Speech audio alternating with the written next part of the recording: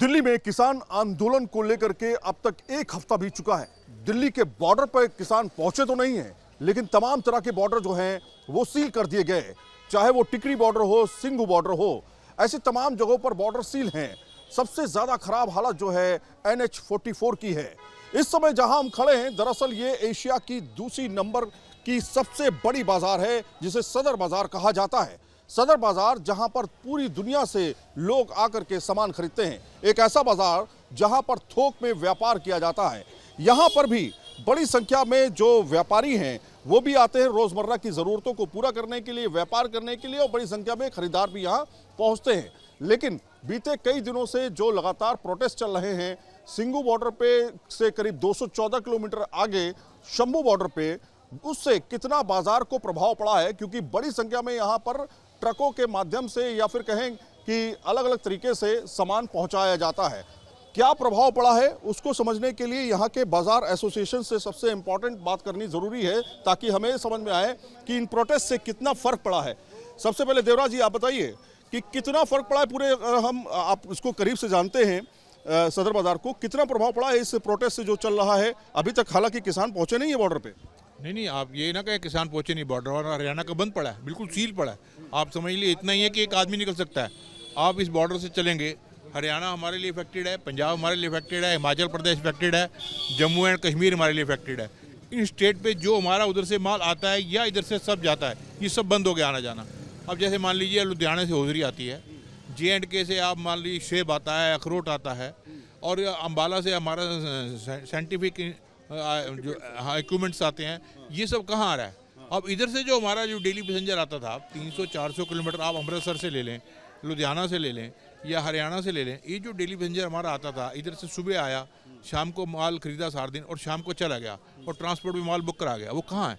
वो अब नहीं आ पा रहा। कारण क्या है कि जब माल उधर जाएगा ही नहीं, तो दूसरा माल जब वहाँ खपत होगी नहीं माल की, तो माल और लेने नहीं आएगा। सर, ये सारी प्रॉब्लम है बहुत। 1,500 से ज्यादा ट्रकें जो हैं वो इधर उधर जाती हैं, रोजाना की बात कर रहा हूँ मैं, उससे कहीं ना कहीं प्रभाव पड़ा है। कुछ व्यापारी भी हमारे साथ में है। सर ये बताइए कितना व्यापार पर प्रभाव इसका पड़ा है, किस तरीके से पड़ रहा है? मैं परवीन आनंद, प्रेसिडेंट कन्फेडरेशन ऑफ सदर बाजार ट्रेड एसोसिएशन। मैं जो महसूस कर रहा हूँ, सबसे बड़ी चीज़ यह, जिस दिन से ये एजिटेशन चालू हुआ है, कम से कम 60-70%, 75% हमारा बिजनेस जो है वो डाउन हो चुका है। उसका रीज़न ये है कि व्यापार को एक माहौल चाहिए होता है। व्यापारी हमेशा ऐसा माहौल चाहता है जिसके अंदर कोई किसी तरह की गड़बड़ के चांसेस ना हो, किसी तरह का रास्ता रोको आंदोलन ना हो, कुछ ना हो, तो इस तरह का।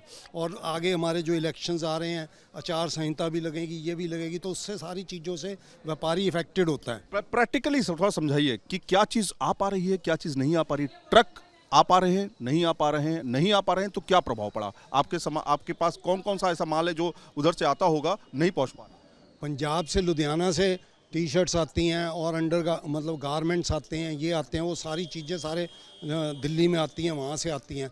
और वो जब रास्ता ही नहीं मिलेगा, ये ट्रक नहीं आएंगे या बुकिंग नहीं होगी, तो वो कैसे हमारे पास पहुँचेंगे? एक लाइफलाइन होती है, एक लाइफलाइन होती है कोई सड़क, वो लोगों को जोड़ती है और व्यापार को भी आपस में जोड़ती है। कुछ और व्यापारी भी हैं। सर, आपके व्यापार पे या फिर यहाँ के व्यापार पे कितना फर्क देख रहे हैं आप सदर बाजार में? देखिए, मेरा नाम देविंदर जैन है और मैं होजरी का व्यापारी हूँ। मेरा लुधियाना से भी काफ़ी माल आता है। आज इस अनिश्चितता के माहौल में हमारा पूरा कारोबार डिस्टर्ब हो रहा है जी। आज तो हमारे रेटों, कपड़े के रेटों के दाम में भी फ़र्क पड़ा है। 10-10, 20-20, 30 रुपये किलो हमारा जो है रेट भी हमारा उसका बढ़ चुका है हमारा, और एक अनिश्चित का माहौल है। और मुझे ऐसा लगता है कि शीघ्र ही जो है हम व्यापारियों को भी सड़क पे उतरना ही पड़ेगा। आज जिस प्रकार से दिल्ली व्यापार बिल्कुल ख़त्म होता जा रहा है, तो इसके ऊपर अगर सरकार ध्यान नहीं देगी तो हम भी शीघ्र अपना जो है अपना पूरा कर्मचारी और परिवार लेकर सड़कों पे उतरेंगे और इसके विरुद्ध आंदोलन करेंगे। तो कहीं ना कहीं कुछ व्यापारी भी इससे रोष हैं, क्योंकि वो भी ये कह रहे हैं कि अब हमें भी सड़क पे उतरना पड़ेगा क्या, क्योंकि कहीं ना कहीं नुकसान भी हो रहा है। एक आखिरी सवाल आपसे लेते हैं। व्यापार तो ठीक है, लेकिन रोजगार भी बहुत ज़्यादा है। अगर हम असंगठित क्षेत्र की बात करें, 94% लोग वो काम करते हैं आपकी दुकानों में, ठेलों पे, इसी तरह के रिक्शे चलाते हैं, उनका व्यापार चलता है, वो भी प्रभावित हुआ? सर, संगठित क्षेत्र तो हमसे ही जुड़ा है, हम उनसे जुड़े हुए हैं। जब हमारा व्यापार नहीं होगा तो ये मजदूर जो ट्रांसपोर्ट में माल ले जाता है, उसको मजदूरी नहीं मिलेगी। ट्रांसपोर्ट ये एक ठेले वाला लेके जा रहा है, ये कहाँ से बहुत कम हो गया, बहुत कम हो गया। जब उधर से हम ट्रांसपोर्ट से जब माल आता है, जो हम डिलीवरी वापस लेते हैं हमने, तो वो कहाँ से आ रही? नहीं आ रही। संगठित क्षेत्र तो हमसे ज़्यादा परेशान है बेचारा। जो रोज़ कमाता है रोज़ खाता है, उसके लिए तो बहुत ज़्यादा दिक्कत है। ये है। तो कुल मिलाकर के आप ये समझिए पूरी इकोनॉमी चौपट हो जाती है जब इस तरह के एजिटेशंस होते हैं। केवल एजिटेशन किसानों के कंसर्न को लेकर के नहीं है, बल्कि उन लोगों के लिए भी कंसर्न होना चाहिए जो बाकायदा इस तरह के रोजगार के साथ जुड़े हुए हैं। लगातार आपको बताएं कि जो नुकसान है वो बढ़ता जा रहा है। 1000 करोड़ से ज़्यादा का नुकसान जो है अब तक हो चुका है, सिर्फ एजिटेशन नहीं बल्कि बॉर्डर बंद होने की वजह से। एजिटेशन तो 214 किलोमीटर दूर हो रहा है सिंघू बॉर्डर से, लेकिन प्रभाव जो है वो काफ़ी ज़्यादा बढ़ रहा है। वीडियो जर्नलिस्ट मुकेश कुमार के साथ सैयद आमिर हुसैन, न्यूज़ स्टेट उत्तराखंड, उत्तर प्रदेश।